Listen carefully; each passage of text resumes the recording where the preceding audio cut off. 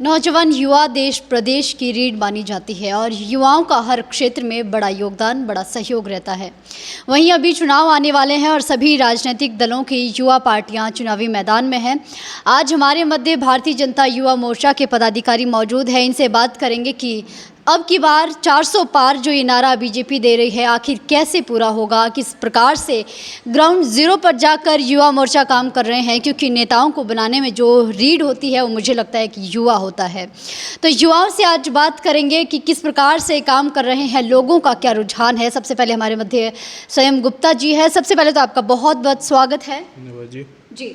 आने वाले हैं लोकसभा चुनाव, बहुत जल्द अभी हमारे देश में होने वाले हैं। युवा मोर्चा कितना तैयार है?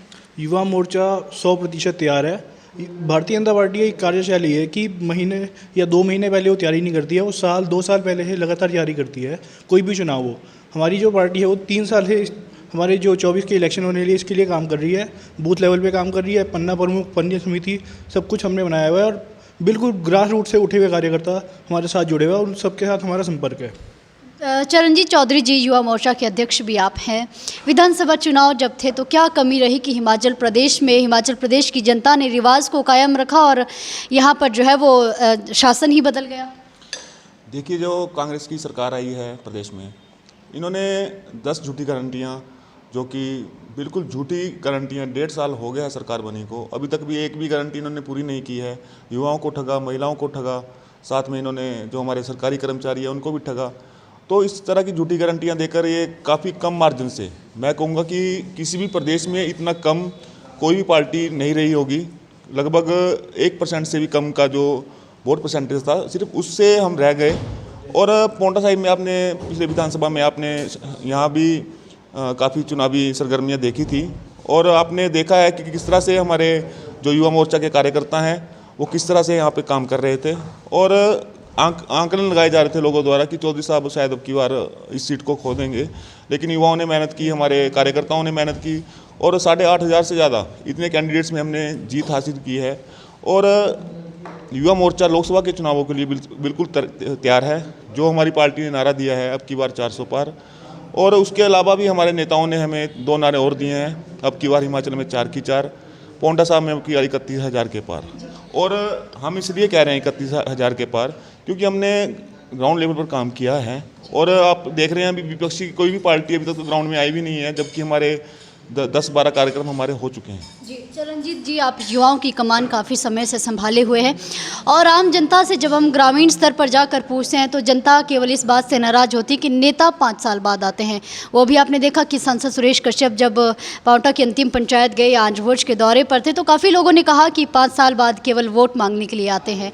तो इसे आप लोगों को कैसे समझाएंगे कि क्या किसी कोई कारण रहा होगा या किस प्रकार से ये है, लोगों को कैसे आप समझाएंगे? देखिए, जो इस सरकार का कार्यकाल था वो 2 वर्ष हमारे कोविड में निकले हैं और मैं नहीं मानता कि जितने दौरे सुरेश कश्यप जी ने पोंटा विधानसभा में किए हैं, मैं नहीं मानता कि किसी भी सांसद ने यहाँ पर किए होंगे। हमारे जो अभी वर्तमान में जो कांग्रेस के प्रत्याशी हैं उनके पिताश्री, आज तक हमने उनको नहीं देखा। हमारे जो बुजुर्ग हैं उन्होंने नहीं देखा, कभी उन्होंने यहाँ पोंटा का दौरा नहीं किया।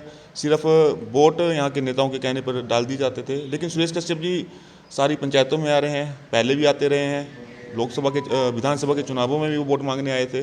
तो ऐसा नहीं है, वो आ रहे हैं। और हम बनौर पंचायत में भी गए, पूरे आंजबोन क्षेत्र में गए, काफ़ी अच्छा रुझान लोगों का है। इसलिए हम कह रहे हैं कि अब की बार 31,000 के पार। चुनाव को लेकर, क्योंकि आप आंजभोज क्षेत्र से आते हैं और वहाँ पर भी काफ़ी लीड वहाँ से आती है और बहुत सारा बड़ा क्षेत्र है, काफ़ी पंचायतें हैं, वहाँ किस प्रकार का जनता का रुझान है? वहाँ पे बहुत अच्छा है, युवा मोर्चा का बहुत अच्छा काम चला हुआ है आंजभोज में, पोंटा में, पूरे मंडल में, और बहुत ही बढ़िया चला है। और अभी हम खुद बूथों पे काम कर रहे हैं, तो अच्छा है चला हुआ जी। केंद्र सरकार ने कोई ऐसे काम किए हो युवाओं के लिए जो आपको भी लगा हो कि जिसका बेनिफिट युवाओं को मिला हो? हाँ, बूथ लेवल पे या फिर बहुत सारी चीज़ें, ऐसी स्कीमें हैं मोदी जी की जो उन्होंने किया है या किसी को पता नहीं है, लेकिन हम लोग अब कोशिश कर रहे हैं बूथों पे जाके कि भाई थोड़ा बहुत बोला जाए, किया जाए कि क्या क्या है, कैसे कैसे है। जी। अभी हाल ही में बीजेपी ने अपना जो है वो अपना घोषणा पत्र भी जारी किया है, क्या कहते हैं आप, उस पर आपका क्या राय है? देखिए, जो भारतीय जनता पार्टी है हमेशा गरीब कल्याण की बात करती है और पार्टी ने जो ऐसे वर्ग हैं, जो वंचित वर्ग रहते हैं, उनके लिए भी आयुष्मान योजना हम शुरू करने जा रही हैं। 80 वर्ष से ऊपर जितने भी हमारे बुजुर्ग होंगे उनके लिए, सभी के लिए आयुष्मान योजना, जो कि एक काफ़ी लाभकारी योजना है। और इसके अलावा भी अभी मैंने भी पूरी तरह से मैनिफेस्टो नहीं पढ़ा है, क्योंकि हमारे पास मैनिफेस्टो की प्रतियाँ भी आनी हैं, लेकिन जो मोटा मोटा हमने अभी तक सुना है, देखा है, और एक देश एक चुनाव, इस तरफ भारतीय जनता पार्टी बढ़ रही है। और भी काफ़ी मुद्दे हैं, काफ़ी लोगों को ये 10 गारंटियाँ जो हमारी पार्टी ने दी हैं, मोदी की गारंटी, आपको पता ही है मोदी की जो गारंटी होती है वो पूरी जरूर होती है, तो ये गारंटियाँ तो पूरी करेंगे ही करेंगे। उसके साथ साथ जो भी उस समय का वर्तमान में भविष्य में जो स्थिति होगी उस हिसाब से कार्य हमारी पार्टी करेगी, ऐसा हमें पूर्ण विश्वास है। जी, आपसे मेरा ये आग्रह है कि आप संक्षिप्त में बताएंगे कि अगर जनता लोकसभा चुनाव में भारतीय जनता पार्टी को समर्थन करे तो किस आधार पर करे, क्या है ऐसा भारतीय जनता पार्टी? देखिए, सबसे पहले तो मैं अपनी गिरिवार क्षेत्र की बात करूंगा। हमारा अधिकतर जो इलाका है वो किसान से संबंधित है, खेतीबाड़ी से संबंधित है।